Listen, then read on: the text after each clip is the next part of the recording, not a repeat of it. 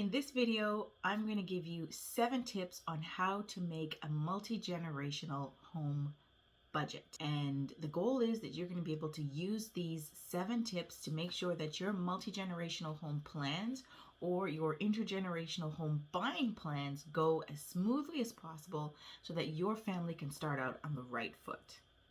Now make sure you stay until the end because these 7 tips are not going to be mainstream. I always try my best to put out informative content, so you stay until the end. I guarantee you're going to get at least one new piece of information out of this that might change your perspective. If you're new, please subscribe, and any of the links that I mention in any of my videos will always be in the description box below.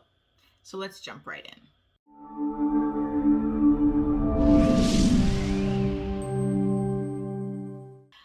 I'm Kyra the Realtor. I work with Remax Realtron out in Toronto and the GTA, and more specifically, Pickering, Ajax, Whitby, Oshawa, and Curtis. I help families with everything involved in selling their current home and finding and relocating a new home more suited towards their multi-generational family lifestyle. And I always say that, it is a lifestyle choice. So why should you even consider having budget in a multi-generational home in the first place?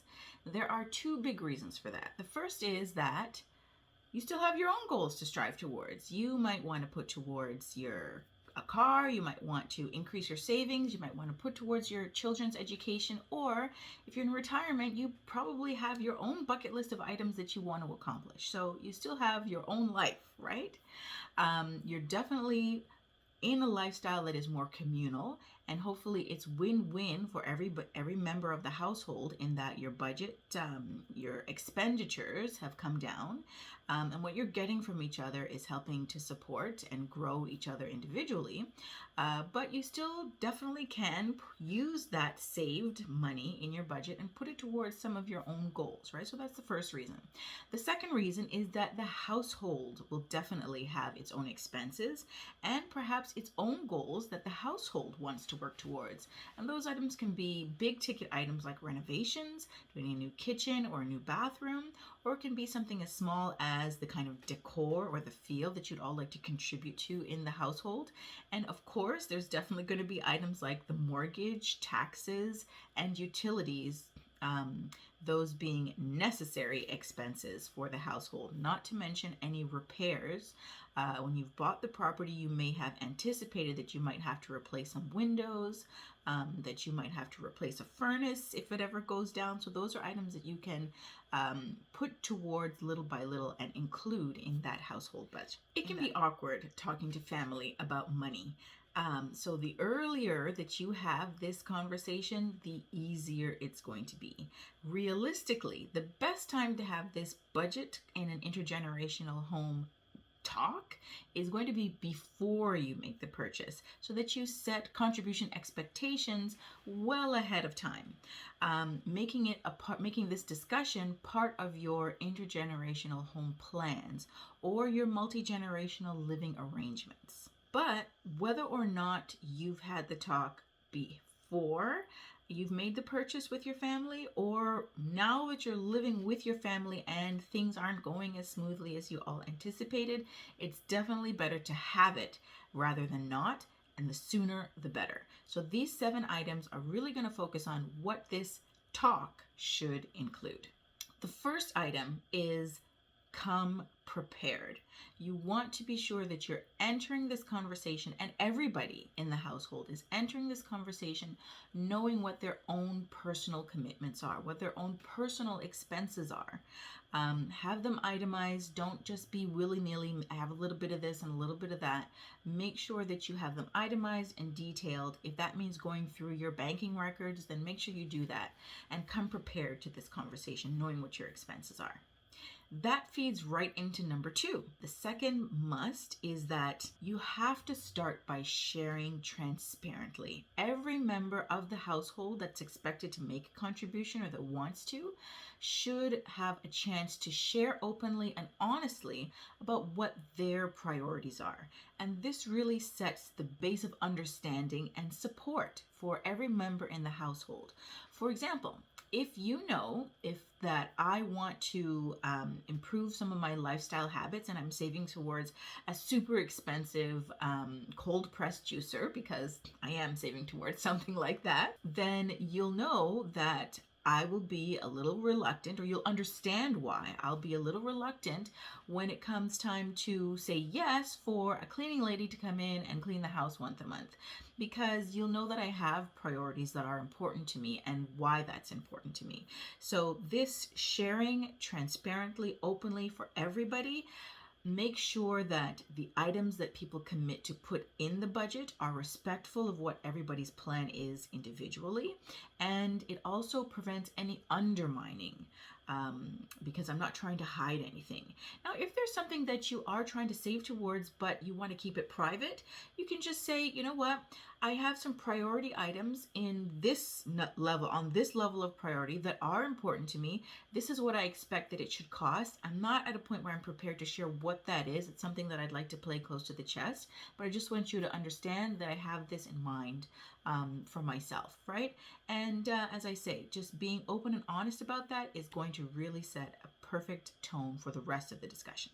So the third tip is to have the household come together and list all of the household expenses. All right. So if you haven't bought the property yet, this means actually coming together and brainstorming about what you anticipate all of the expenses could be. What you have an idea, the mortgage payment, what might be, the taxes will be, your utilities based on what your current utilities are. How can you project things into the future? And if you are into the home, then that means going through your bills and receipts and invoices and really itemizing what the expenditures, the expenses are for the household. And you'll want to categorize them. Those that are recurring, urgent, those that are important but perhaps not urgent, and those that are not important and also not urgent. So those would be items like home decor, right? But a renovation might be important, maybe not urgent, depending on the type of renovation. So all of these items will come into what makes up the household expenses. And you'll want to take the monthly, but also perhaps another 3 months into the future of what you could expect for repairs, seasonal items, and as I say, those renovations or projects that you might have on the list to do.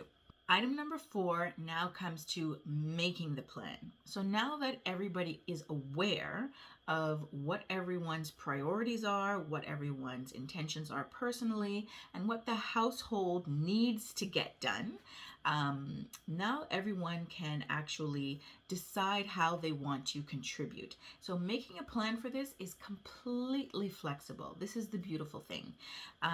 There is no one right way on how to make a plan to contribute to this budget.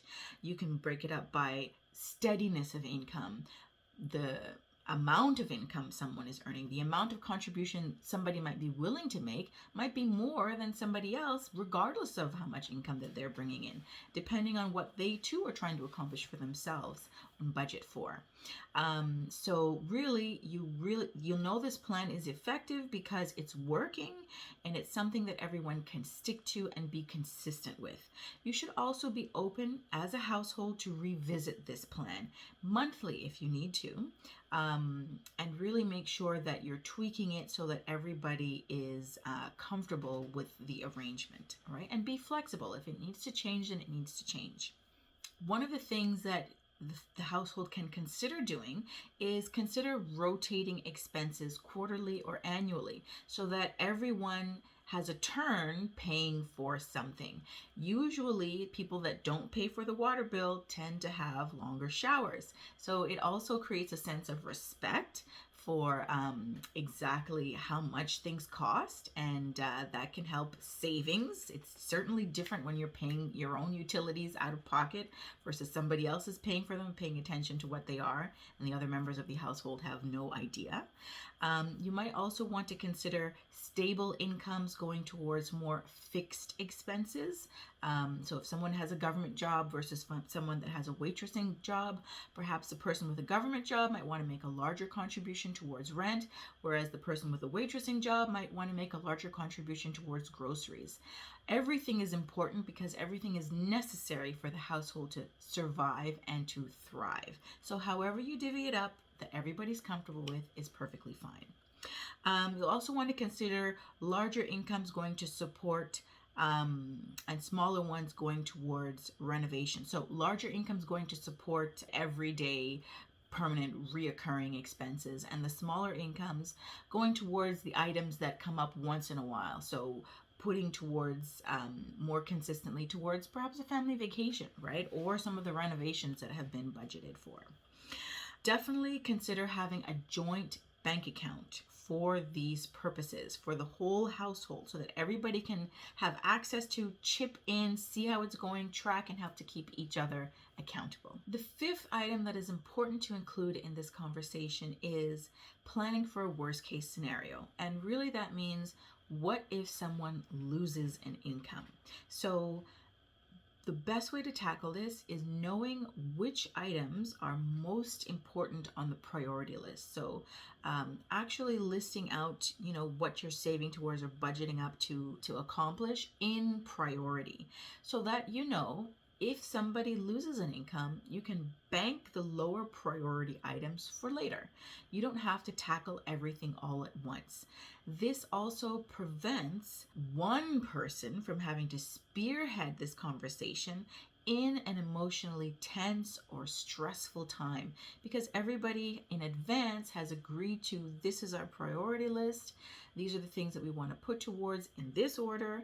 And if we have to drop something because of a worst case scenario, we want to drop this first, this second, this third. All right. It also helps having that priority list if there is a surplus, somebody gets a bonus, and they want to help to chip away at some of those reno items faster, right? It helps to avoid wasteful spending and emotional, frivolous spending. You don't go out and buy a lot of decorative items when you still got a high priority item on the list that can be contributed towards. So knowing that if you have extra income in the household, how that income can be targeted or what it can be put towards in advance, again, helps to take some of the emotion out of money, which can be a highly stressful type of conversation to have in a family. The sixth item that is so important that I want you to consider as a household is to get your financial advisor involved in these conversations. This is what they're here for. You actually don't have to do this all by yourself. They can even help you budget. As a professional, that's literally their job, right? So let them know what your personal expenses are individually. Have them bring them into the conversation as a household. Be transparent with them also and take their advice. Let them guide and direct you. A financial advisor is a perfect person to bring into this conversation. And where you have those priority items, where there's surplus, they might even help you as a household invest some of that cash so that you're actually making a return on it rather than having it sit in an account somewhere. And then you can use that and tackle your other to-do lists, your priority items, even faster. And finally, the last but most important item or tip on this list when you're making a budget in an intergenerational home is to be accountable, right? Be responsible. Have monthly meetings as a family. Have a calendar that you can actually list your expenses on so that everyone can track. Put it someplace out in the open so that everyone can check in on it and encourage each other, right? You can even get an app if a calendar is something that's not going to work in the household. Make it transparent and have cooperation a sense of mutual support and responsibility. This is how a family budget or a multi-generational household budget is going to work best. And this way you can also be a part of each other's personal growth. You can be a source of support and family. You can celebrate the wins together, right? This is part of the reason why I'm assuming you got together to decide to live as a multi-generational household, because of that sense of coming together and community. And really having a budget just makes sure that the household will progress and move forward and not remain stagnant, not build up resentment towards each other, and things deteriorate really quickly when that tends to happen. So having a multi-generational home budget is an excellent way to just make sure that the household is supportive and cohesive and communicating and open and strong. And that, of course, is always my goal for you. Thank you so much for watching. I really hope that you got at least one thing that was new for you out of it. If this video was of value to you and you like the content, please be sure to check out my playlist right here. I will be available to chat if you have questions about your own family, if you want to have a one-on-one consultation. My contact information is in the description box below. I'd love to see how I can help. Thank you so much for watching, and see you in the next video.